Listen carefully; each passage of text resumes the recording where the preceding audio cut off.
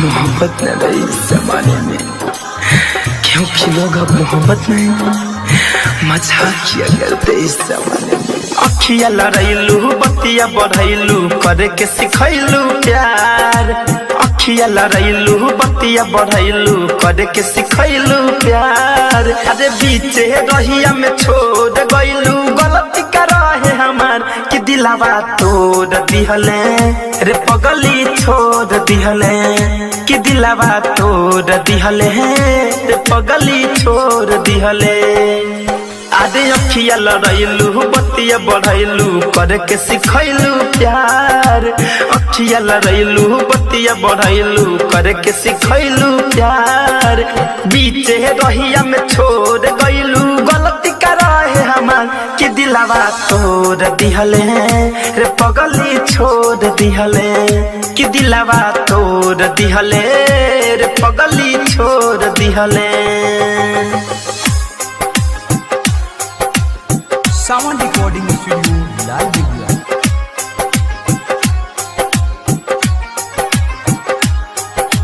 DJ Manish Raxaul.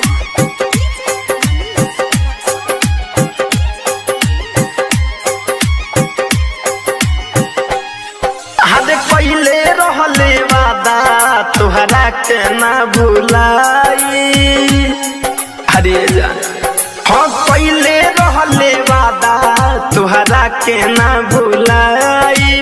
तुहरे संगे जियब तुहरे संगे मर जाई, तुहरे संगे जियब तुहरे संगे मर जाई। किरियत खैले तब भूल गइले अखिया में दिहले लोर कि दिलावा तोड़ दिहले रे पगली छोड़ दिहले कि दिलावा तोड़ दिहले रे पगली छोड़ दिहले।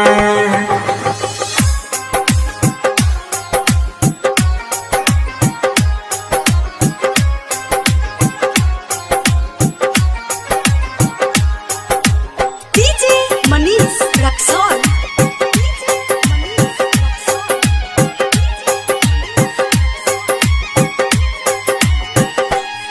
हाँ घुट घुट जिया तारे धनंजय धड़कन तोहरा प्यार में, घुट घुट जिया तारे धनंजय धड़कन तोहरा प्यार में। संतोष तिवारी कहे धोखा खइबे तेहू प्यार में, विवेक सावन कहे धोखा खइबे तेहू प्यार में। ठीक नहीं कइले दिल तोड़ी गइले टुकड़ा के हजार कि दिलावा तोड़ दिहले रे पगली छोड़ दिहले कि दिलावा तोड़ दिहले रे पगली छोड़ दिहले।